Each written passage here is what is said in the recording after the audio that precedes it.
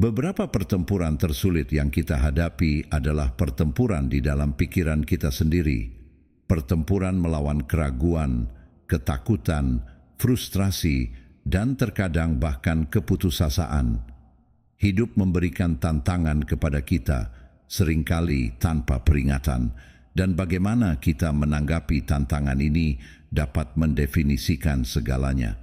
Sekarang, bayangkan ini. Bagaimana jika Anda memiliki pola pikir yang tak tergoyahkan, begitu tangguh sehingga tidak ada rintangan yang dapat menghalangi jalan Anda? Itulah jenis kekuatan yang didedikasikan oleh kaum Stoik untuk mengembangkan pola pikir yang dapat mengatasi apapun karena didasarkan pada prinsip-prinsip kebijaksanaan yang tidak dapat dipatahkan, keberanian, dan pengendalian diri. Hari ini, kita menyelami kebijaksanaan kaum Stoik bukan sebagai filosofi kuno yang terkunci di masa lalu, tetapi sebagai perangkat praktis yang sama relevannya saat ini seperti 2000 tahun yang lalu. Ini adalah pelajaran yang telah memberdayakan orang selama berabad-abad, dari kaisar hingga budak, dan terus membimbing jutaan orang.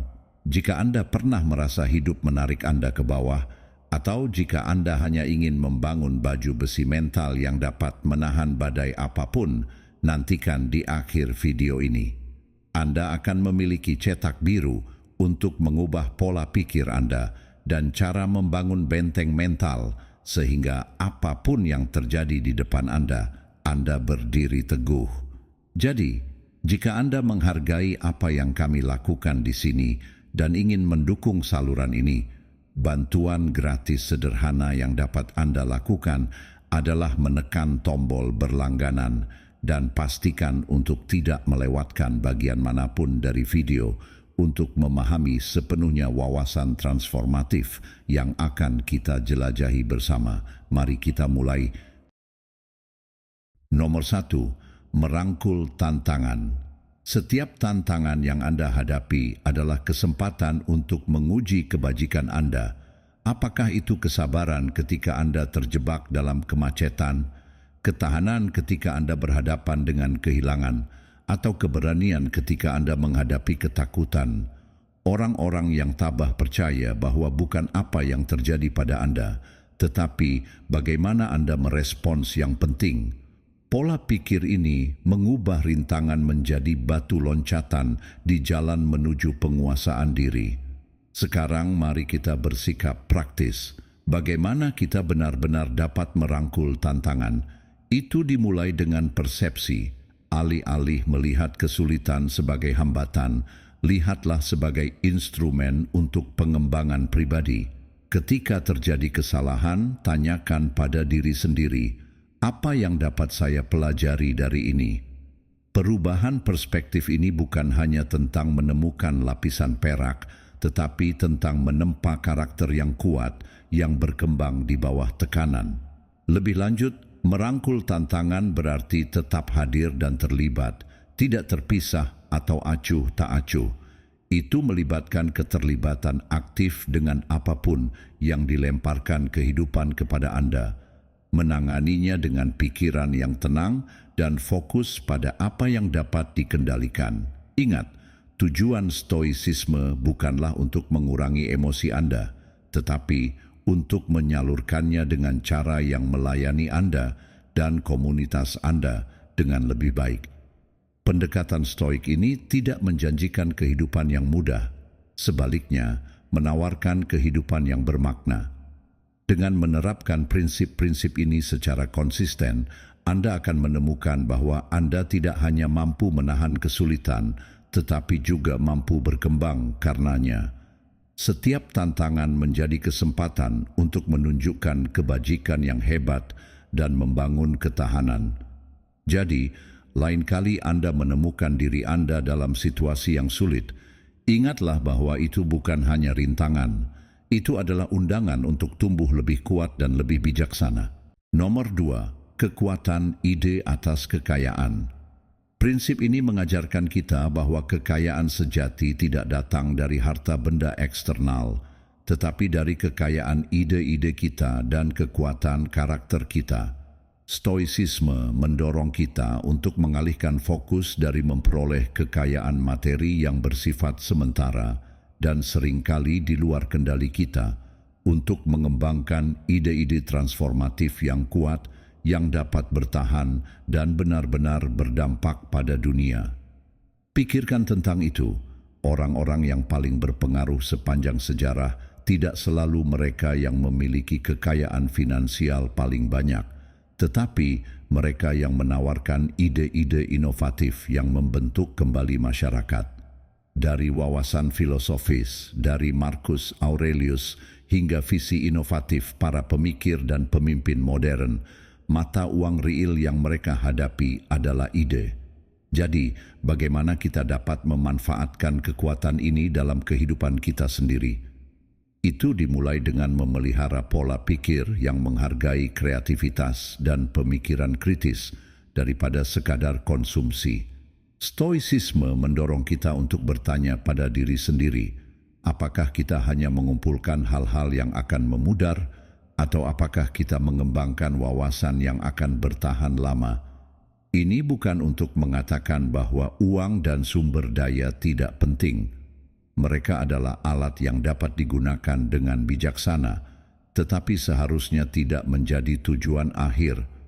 Tujuan kita seharusnya untuk menciptakan dan berkontribusi, untuk berpikir mendalam tentang masalah dan menghasilkan solusi yang lebih dari sekadar melayani diri kita sendiri. Lebih lanjut, merangkul nilai stoik ide atas kekayaan melibatkan pemahaman bahwa pertumbuhan pribadi dan kontribusi sosial jauh lebih bermanfaat daripada kesuksesan materi. Perspektif ini tidak hanya memperkaya kehidupan kita sendiri, tetapi juga membuat kita berharga bagi orang lain. Dengan menumbuhkan budaya kepemimpinan pemikiran dan inovasi, kita dapat menginspirasi orang-orang di sekitar kita untuk juga melihat melampaui perabotan superficial kekayaan dan mempertimbangkan dampak abadi dari pikiran dan tindakan mereka di dunia yang semakin didorong oleh materialisme. Fokus stoik pada ide atas kekayaan adalah panggilan yang menyegarkan untuk kembali fokus pada apa yang benar-benar penting. Itu menantang kita untuk menjadi pemikir, inovator, dan filsuf dalam hak kita sendiri untuk membangun warisan kebijaksanaan daripada hanya kekayaan. Nomor 3, menciptakan jalan Anda sendiri. Kaum Stoik mengajarkan kita bahwa sementara kita tidak dapat mengendalikan peristiwa eksternal, kita dapat mengendalikan reaksi dan tindakan kita. Kita membentuk takdir kita sendiri melalui pilihan yang disengaja dan kehidupan yang bertujuan. Ini bukan tentang menempa jalan yang menentang dunia, tetapi lebih kepada menciptakan kehidupan yang selaras dengan nilai-nilai dan kebajikan terdalam kita. Jadi, bagaimana kita mulai menciptakan jalan kita sendiri? Itu dimulai dengan kesadaran diri. Stoicisme mendorong kita untuk memeriksa kehidupan kita secara kritis dan mempertanyakan norma-norma masyarakat yang mungkin tidak beresonansi dengan kebenaran batin kita. Apakah kita mengikuti karier atau gaya hidup karena itu yang diharapkan dari kita, atau karena itu benar-benar memenuhi kita? Dengan merenungkan pertanyaan-pertanyaan ini, kita dapat mulai mengukir jalan hidup yang benar-benar mencerminkan siapa kita dan apa yang kita yakini. Begitu kita memiliki arah yang lebih jelas, langkah selanjutnya adalah mengambil tindakan. Menciptakan jalan Anda sendiri membutuhkan keberanian. Keberanian untuk membuat pilihan yang tidak konvensional, untuk menjauh dari jalur yang sudah dilalui, dan untuk menahan ketidakpastian serta kritik yang mungkin datang dengan keputusan seperti itu. Stoicisme membekali kita dengan ketabahan mental untuk menangani tantangan-tantangan ini, dengan mengingatkan kita bahwa nilai kita ditentukan oleh tindakan dan karakter kita, bukan oleh persetujuan atau kesuksesan eksternal. Selain itu, menciptakan jalan Anda sendiri berarti merangkul konsep pembelajaran dan adaptasi seumur hidup.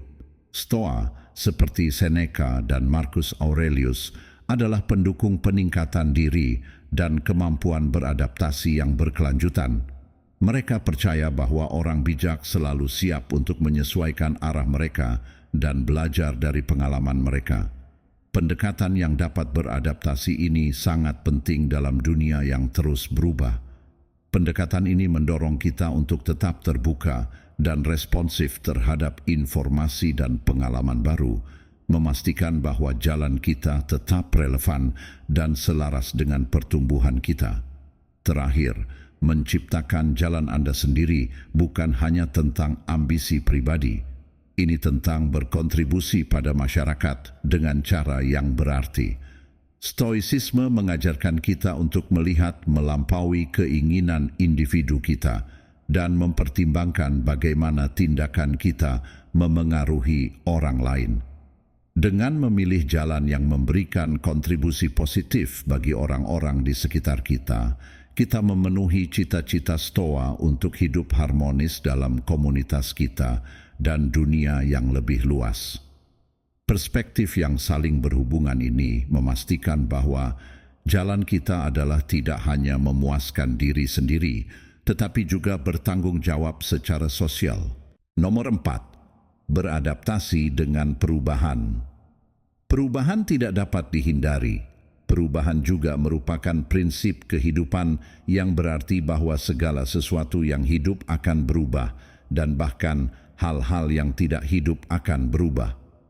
Kaum Stoik memahami bahwa perubahan adalah satu-satunya hal yang konstan dalam hidup dan mereka mengajari kita untuk menerimanya tidak hanya secara pasif tetapi secara aktif untuk membentuk dan dibentuk oleh perubahan yang datang kepada kita, memastikan pertumbuhan dan penyempurnaan kita melalui setiap pengalaman.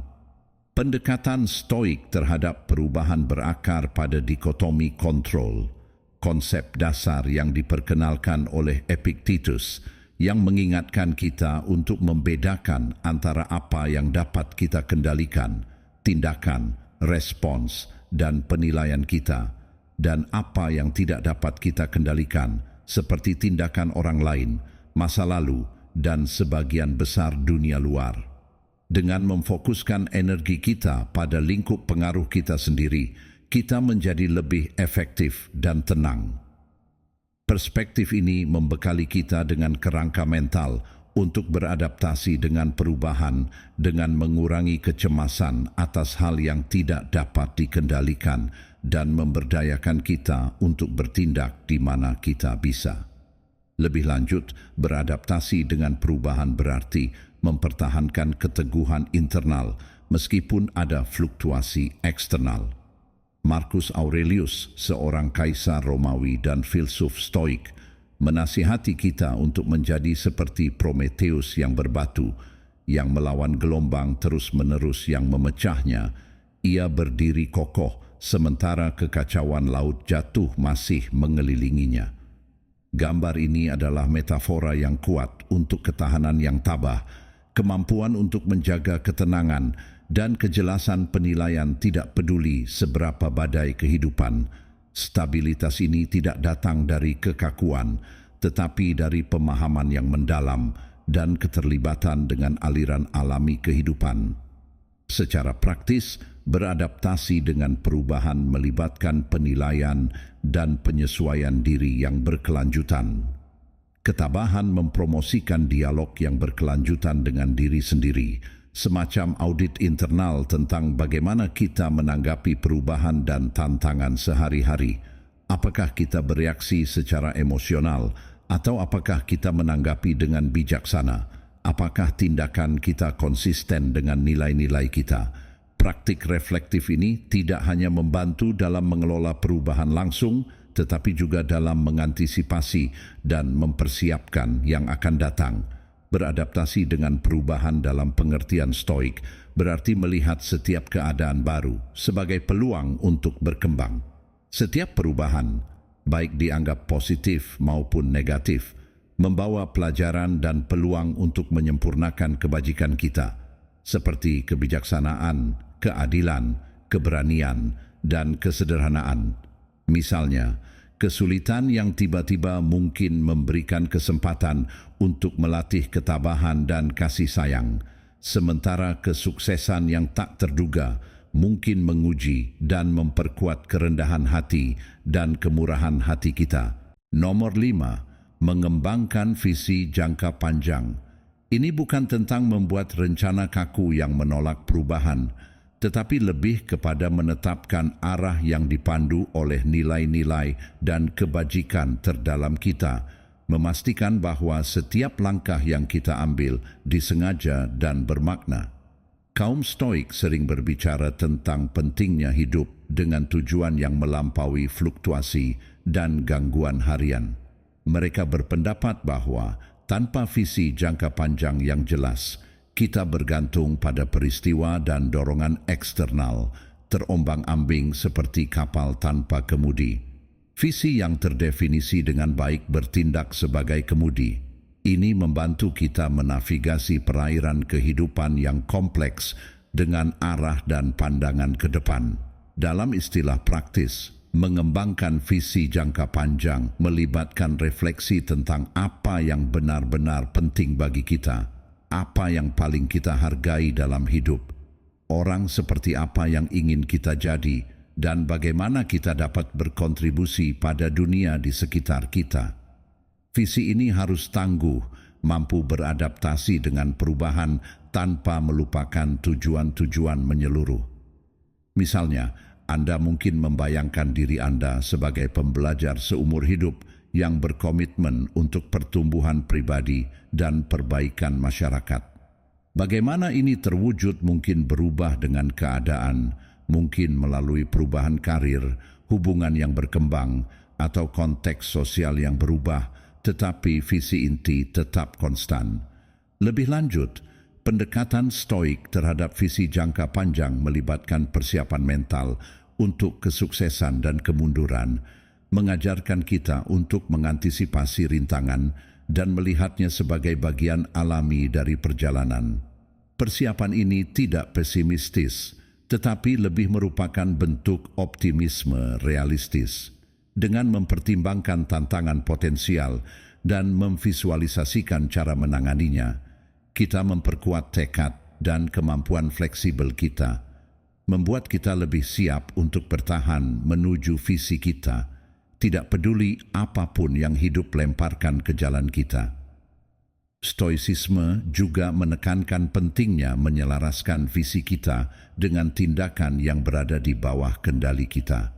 Tidak cukup hanya bermimpi atau membuat rencana, kita juga harus mengambil langkah-langkah konkret yang konsisten untuk mewujudkan visi kita. Ini berarti menetapkan tujuan yang dapat dikelola, merenungkan kebiasaan kita sehari-hari, dan terus menyesuaikan strategi kita agar tetap selaras dengan aspirasi jangka panjang kita. Setiap tindakan kecil harus dilihat sebagai blok bangunan menuju tujuan yang lebih besar, yang dijiwai dengan makna dan arah. Mengembangkan visi jangka panjang dalam pengertian Stoik berarti merangkul perjalanan sebanyak tujuan. Nilai sebenarnya dari visi ini tidak hanya terletak pada pencapaian tujuan tertentu, tetapi dalam pertumbuhan dan wawasan yang kita peroleh di sepanjang jalan. Stoicisme mengajarkan kita untuk menghargai setiap momen dan tantangan sebagai bagian dari keseluruhan pengembangan kita, mengingatkan kita bahwa jalan untuk memenuhi visi kita sama pentingnya dengan akhir hasil. Nomor 6, pertumbuhan pribadi dan refleksi diri. Praktik introspektif ini bukan hanya tentang peningkatan diri dalam pengertian konvensional. Ini tentang menumbuhkan pemahaman yang mendalam tentang pikiran, perilaku, dan motif di belakangnya, yang bertujuan untuk menyelaraskan tindakan kita dengan kebajikan, kebijaksanaan, keberanian, keadilan, dan kesederhanaan. Stoikisme mengajarkan kita untuk berbalik ke dalam dan memeriksa respons kita terhadap dunia. Pemeriksaan diri ini adalah alat penting untuk pertumbuhan pribadi karena memungkinkan kita untuk mengidentifikasi area di mana persepsi atau tindakan kita mungkin tidak selaras dengan standar etika atau hasil yang kita inginkan. Ini melibatkan mengajukan pertanyaan yang menantang kepada kita. Mengapa saya bereaksi seperti itu? Apa yang bisa diajarkan emosi ini kepada saya? Bagaimana saya bisa merespons dengan lebih baik di masa depan? Tingkat penyelidikan ini membantu kita tidak hanya memahami diri kita sendiri dengan lebih baik, tetapi juga memfasilitasi kontrol yang lebih besar atas reaksi dan emosi kita. Lebih jauh lagi, praktik stoik refleksi diri mencakup teknik yang dikenal sebagai tinjauan malam, di mana peristiwa hari itu diputar ulang dalam pikiran, bukan untuk memikirkannya, tetapi untuk mengevaluasi dan belajar darinya. Praktik ini mendorong semacam pembersihan mental harian yang memastikan bahwa kita tetap waspada dan sadar akan kemajuan kita menuju tujuan pribadi kita. Ini membantu memperkuat pelajaran hari itu dan mempersiapkan kita untuk menghadapi hari esok dengan pikiran yang lebih jernih dan lebih fokus dalam hal pertumbuhan pribadi. Stoicisme mempromosikan gagasan bahwa kita harus berusaha untuk menjadi lebih baik dari kemarin, daripada lebih baik dari orang lain. Filosofi ini mengajarkan bahwa perbandingan dengan orang lain adalah gangguan dan seringkali menjadi sumber ketidakpuasan. Sebaliknya, dengan berfokus pada jalan dan kemajuan kita sendiri, kita terlibat dalam proses yang lebih konstruktif dan meneguhkan diri sendiri. Fokus internal ini tidak hanya menumbuhkan peningkatan diri, tetapi juga penerimaan diri. Mengakui bahwa meskipun kesempurnaan tidak dapat dicapai, peningkatan berkelanjutan dapat dicapai dan sangat memuaskan. Stoicisme tidak menghindar dari ketidaknyamanan yang sering menyertai pertumbuhan. Stoicisme mengakui bahwa pertumbuhan yang nyata dapat menjadi tantangan dan tidak nyaman karena mengharuskan kita untuk menghadapi kebenaran tentang diri kita sendiri yang mungkin lebih suka kita abaikan. Namun, stoicisme juga meyakinkan kita bahwa ketidaknyamanan ini adalah bagian alami dari pengembangan kebajikan dan karakter. Setiap tantangan dan setiap ketidaknyamanan adalah kesempatan untuk mempraktikkan kebajikan stoik, untuk memperkuat tekad kita, dan untuk meningkatkan kapasitas kita untuk kasih sayang dan pengertian.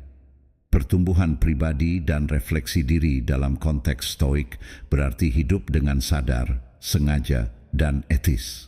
Stoik melibatkan dialog berkelanjutan antara diri kita dan dunia luar yang memungkinkan kita menjalani hidup bukan sebagai penerima pasif dari keadaan kita, tetapi sebagai partisipan etis yang membentuk hidup kita dengan niat dan integritas. Nomor 7, memanfaatkan kesulitan.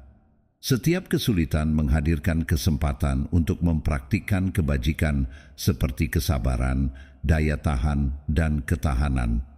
Misalnya, ketika kita menghadapi kemunduran pribadi, kita diberi kesempatan untuk melatih ketekunan.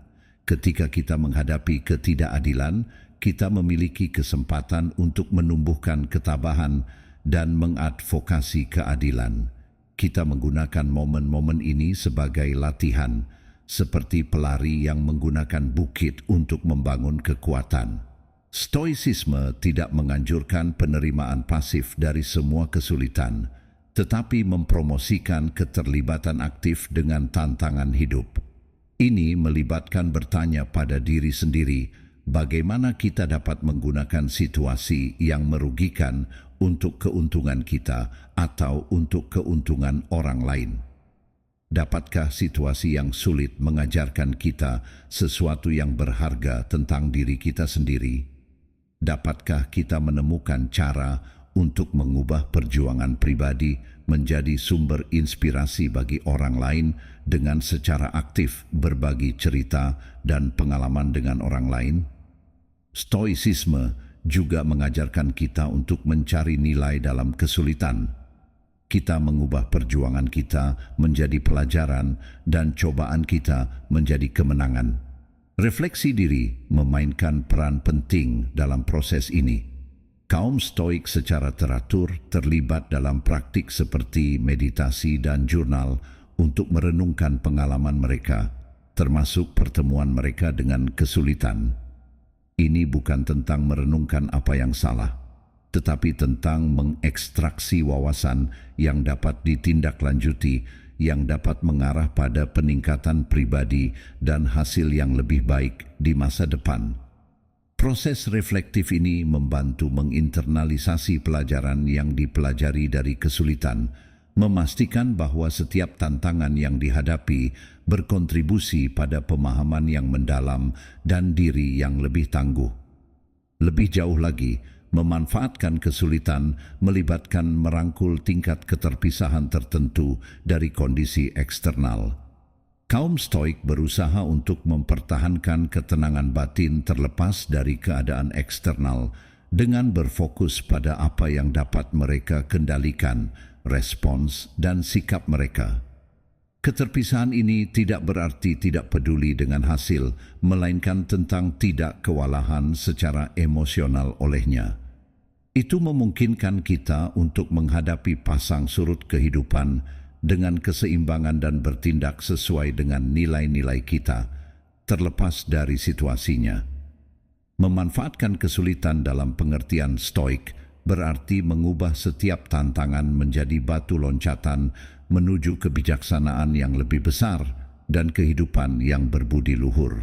Itu mendorong kita untuk tidak hanya bertahan hidup dari perjuangan kita, tetapi menggunakannya sebagai bahan bakar untuk perjalanan filosofis kita, meningkatkan kemampuan kita untuk menjalani kehidupan yang memuaskan dan berdampak.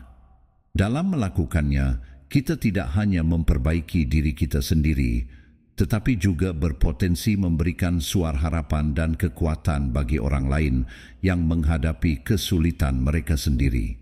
Nomor 8. Kepemimpinan dan pengaruh.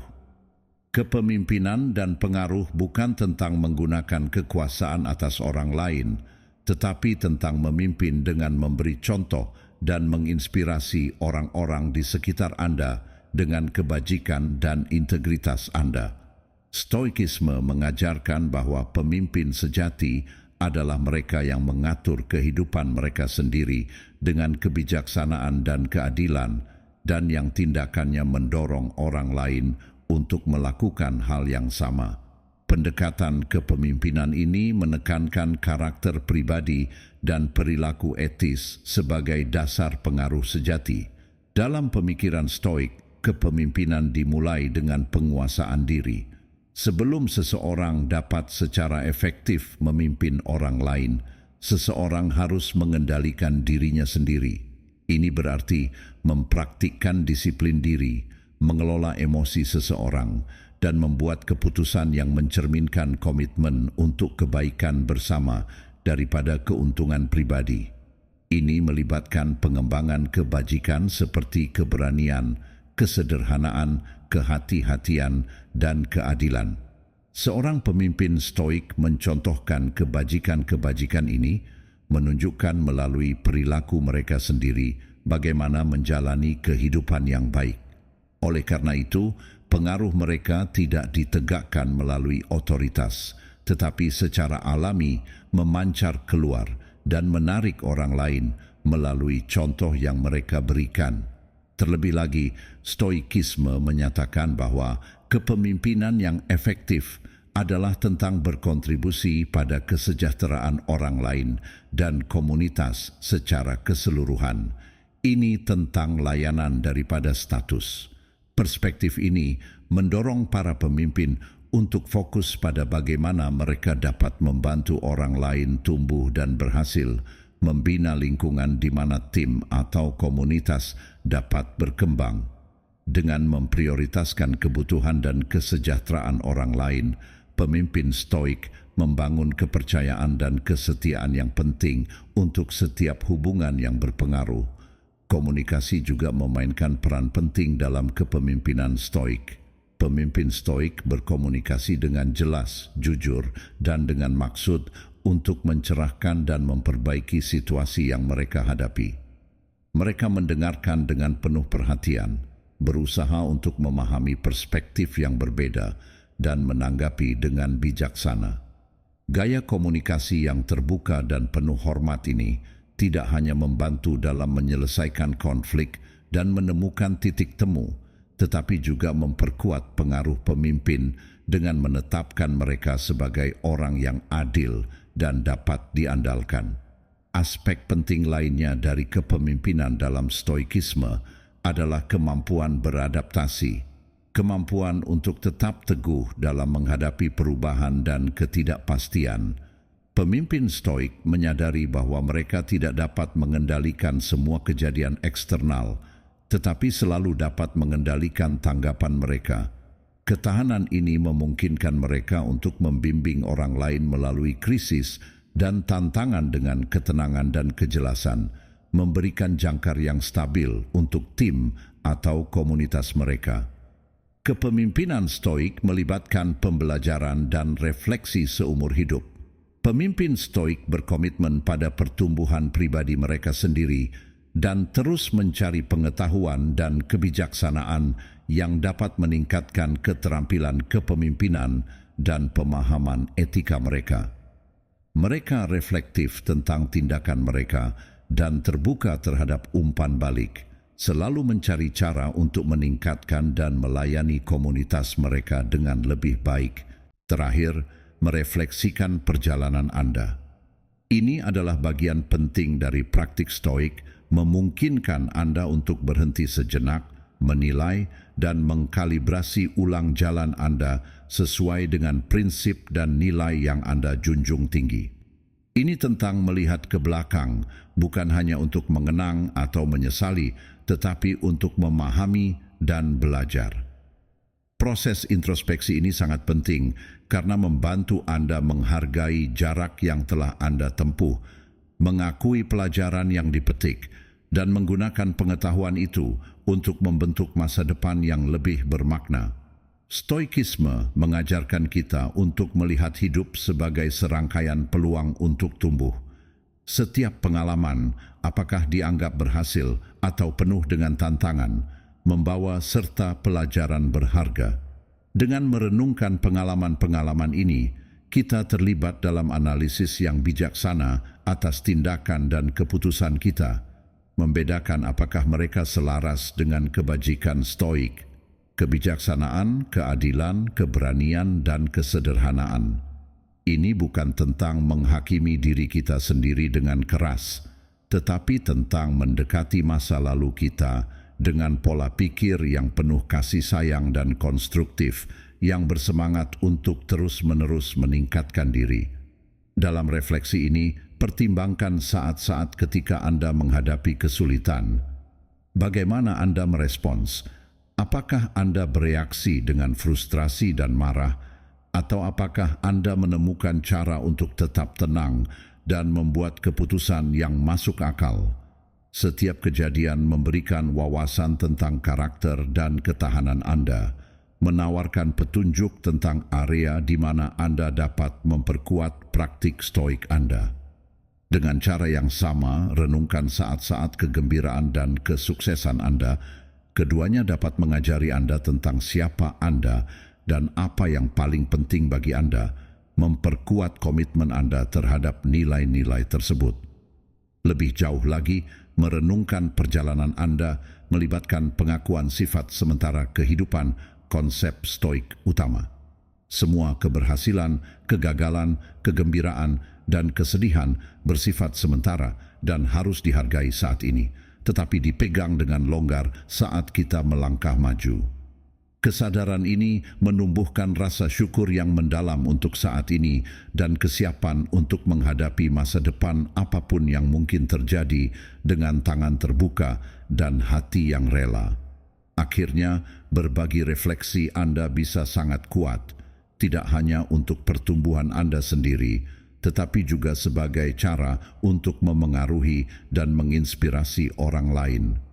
Dengan mendiskusikan perjalanan Anda berkontribusi pada dialog yang lebih luas tentang cara menjalani kehidupan yang baik, mendorong orang lain untuk merenungkan jalan mereka sendiri dan mungkin menemukan jalan stoik untuk diri mereka sendiri. Terima kasih telah berjalan di jalan ini bersama kami hari ini di Langkah Inspiratif. Ingatlah, setiap langkah yang Anda ambil dalam perjalanan ini tidak hanya memperkaya hidup Anda, tetapi juga kehidupan orang-orang di sekitar Anda. Teruslah merenung, teruslah bertumbuh, dan jangan lupa untuk menonton salah satu video yang disarankan di layar Anda untuk terus mengeksplorasi kebijaksanaan stoikisme bersama. Mari terus membangun kehidupan yang berbudi luhur dan tangguh.